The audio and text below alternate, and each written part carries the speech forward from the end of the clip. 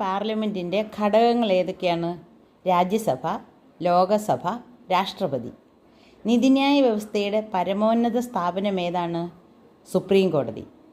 Indian പാർലമെൻറ്റിലെ ഉപരിസഭ എന്നറിയപ്പെടുന്നത് രാജ്യസഭയും അധോസഭ എന്നറിയപ്പെടുന്നത് ലോകസഭയുമാണ്. രാജ്യസഭയുടെ കാലാവധി എത്ര വർഷത്തേക്കിനാണ്? രാജ്യസഭ ഒരു സ്ഥിര സഭയാണ്, അതിന് കാലാവധിയില്ല.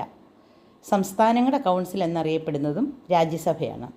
രാജ്യസഭയുടെ അധ്യക്ഷൻ ഉപരാഷ്ട്രപതി. രാജ്യസഭയിലേക്ക് തിരഞ്ഞെടുക്കപ്പെട്ട 238 അംഗങ്ങളാണ് ഉണ്ടാവുക. രാജ്യസഭയിലേക്ക് നോമിനേറ്റ് ചെയ്യുന്ന അംഗങ്ങളുടെ എണ്ണം 12 അങ്ങനെ രാജ്യസഭയിലേക്ക് ആകെ അംഗങ്ങളുടെ എണ്ണം 250. 238ഉം 12ഉം 250. രാജ്യസഭയിലെ പരവതാനിയുടെ നിറം ചുവപ്പാണെങ്കിൽ ലോകസഭയിലെ പരവതാനിയുടെ നിറം പച്ചയാണ്.